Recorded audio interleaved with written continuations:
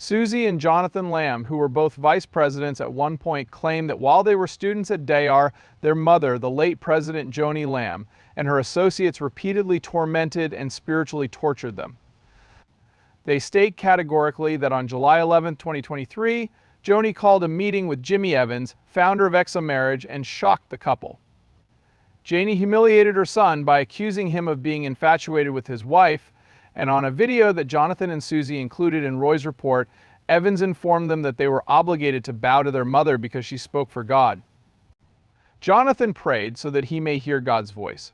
Evan responded in order to perceive God's voice. So I can't hear from God, I have to hear from her. Subsequently, Jonathan inquired beyond dare.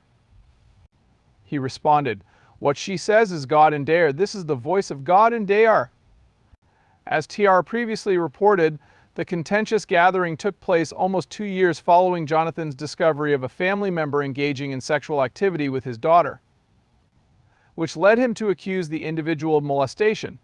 The family member was swiftly defended and declared innocent by Joni and her late husband, D-Tier co-founder Marcus Lamb. According to Jonathan and Susie, the result was a severe split within the family a few weeks down the road. In late August 2121, Marcus informed Jonathan and his brother-in-law Jonathan J.D. Weiss that the family member had been cleared by an internal investigation.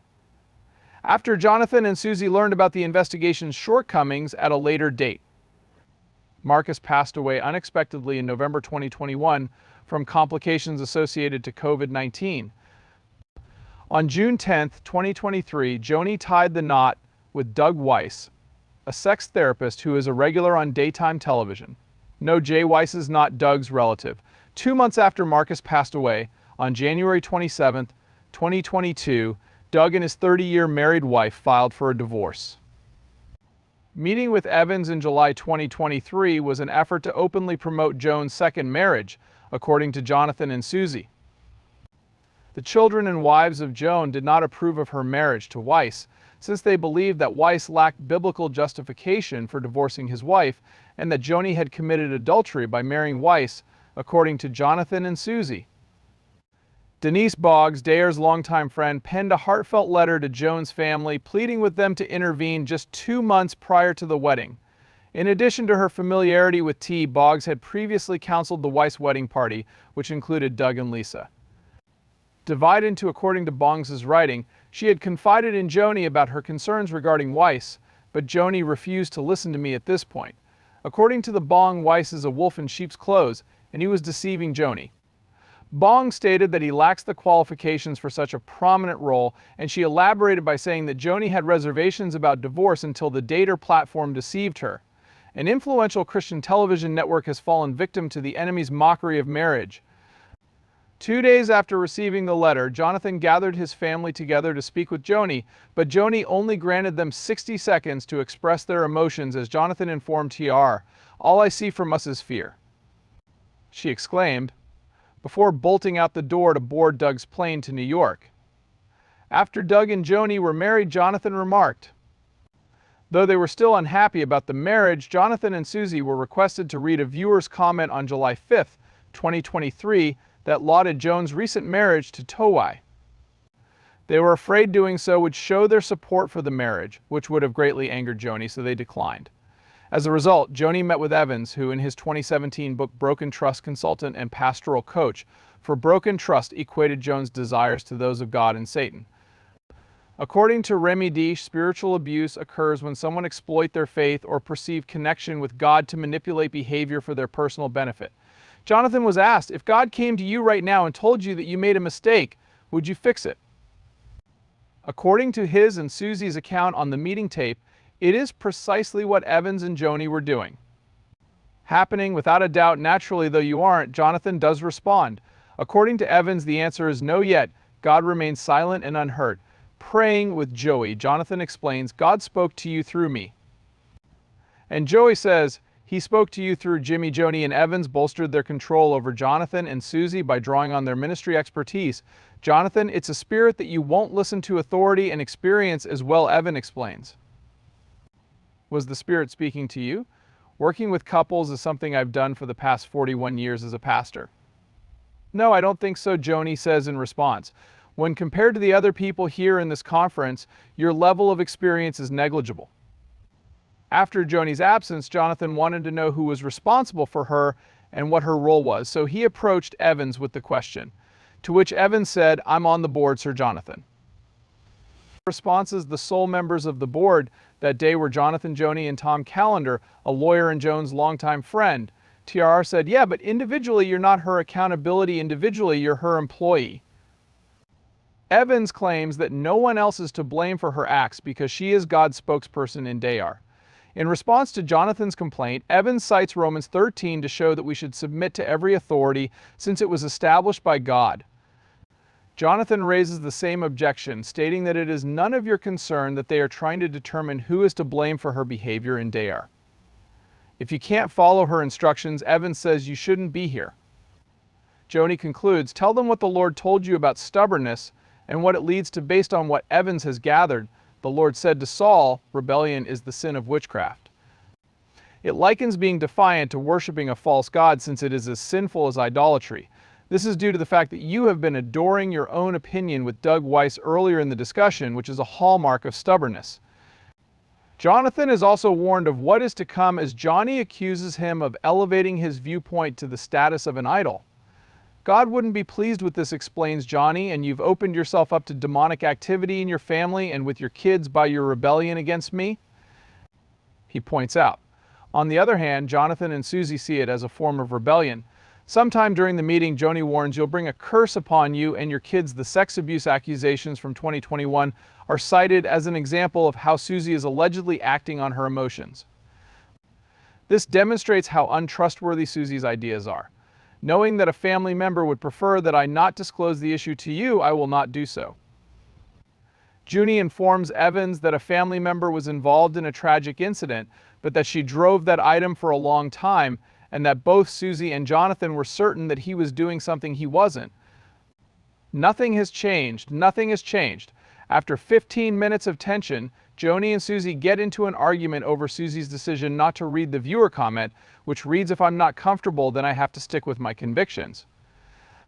To Joni, Susie confides you have no choice except to accept or reject it. If a viewer has something wonderful to say about you, Susie, or anyone else, it's fine with Joni, she tells her. None of this concerns her. As you peruse a viewer's feedback in your presence, what I'm about to tell you is false. According to Susie, you have no principles. One thing Joni says is, "I'm reading it, it is not a lie," according to Susie. I agree, according to Joni, if I say something I don't believe, it's a lie, you are completely irrelevant, Susie states. That's a comment from a viewer. This is a comment from a viewer, not Susie. Joni claims I must stay true to my beliefs, while Susie warns me against returning.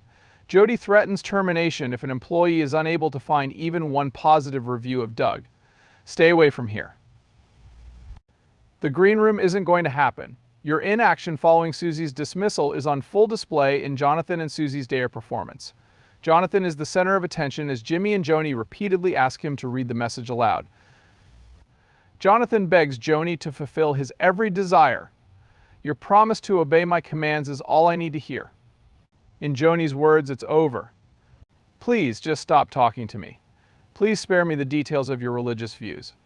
In response to Evans's question about whether Jonathan would read the comment today, if requested, Jonathan says he will cave to Joni. After a considerable delay, Evans finally speaks out, saying, "See." Now you're in trouble with her when Susie raises an objection. Joni informs her that she is being dubbed a bad guy. You know you've got him in the bag, Susie. Those things are terrifying. They are thinking negatively, Susie informs Jonathan. When you speak in such a way, I catch you off guard. Your eyes met his. According to Joni, I gave him a sad expression, as if you were pinching him. Everything happening right now is terrible. He adds, what's evil is you and the spirit that's driving you, says Susie. No, what's evil is you after the conference concludes. Susie exits the room, leaving Jonathan and his mom all alone. The consequences of crossing that queue with Susie will be severe. Evans Joni warns Jonathan. Maintain your position. Even if Jonathan tries to inform his mom that Susie and he are in agreement, she ignores him. What he means is, you are about to catch hell, so you handle her. What Joanie means is, you're her covering, handle her after that. Johnny tells Evans this is going to be his Alamo, meaning he'll take care of it and her if he wants to. Your leadership position at Daystar will likely be determined by how you manage that, which I can inform him. Jonathan was let go from Daystar following the meeting. He vented his frustrations to Joni via email, describing how things had gotten out of hand and how he felt stuck in an impossible position. I never imagined I'd find myself in this predicament. We must address this matter immediately. Joni responded that payroll would remain unaffected for the time being and stated, she promises to inform Jonathan in 18 months when she is prepared to broach the subject again. Jonathan was let go from Daystar on November 16, 2024, after Suzy and Jonathan claimed that Daystar's bullying and threats escalated. In our next piece, we will delve deeper into the events of those 18 months. Daystar was approached by Tra, who had detailed inquiries regarding the narrative. According to Daystar's response, Joni plans to release a formal statement this afternoon. Because Jonathan was not named future president of Daystar following his father's death, Joni accused him of launching a slander campaign in it. Additionally, Joni discloses part of Jonathan's email in which he attempts to blackmail his way into becoming Daystar's president in the future. Even while we still want to put this incident in the past, ALS also requires transparency regarding security. We propose that Joni Daystar and I enter into a new agreement that specifies my responsibilities as president of Daystar and prohibits Joni or any other director or officer from acting in a way that is detrimental to our positions without a well-established rationale and the consent of a majority of the board of directors. This will help us achieve our goal of having a transparent understanding of our futures at Daystar. In consideration of this agreement, Jonathan and Susie have informed us that we are not to utilize, disseminate, or publish any audio recordings that can cause injury or embarrassment to Daystar, Joni, or our family. The couple's vow to keep audio recordings under wraps was not an act of blackmail, but rather a response to the 13 demands made by Daystar before he would reinstate them in their previous positions at Daystar, so that the pair can come to an agreement to remove any and all recordings of Joni's private conversations with Jimmy Evans or Suzy over Joni's unwillingness to read aloud on air, as well as any recordings of Joni's meetings with Jimmy Evans. While Jonathan did mention becoming president of Daystar, he clarified that this was not an effort to usurp his mother's position, but rather a continuation of the strategy his father had devised in the event that Joni resigned or passed away. Although Denise Boggs informed Jonathan and Suzy that their relative had been cleared of molesting their daughter on November 18, 2023, Jonathan and Suzy both noted that these conversations had already taken place before then.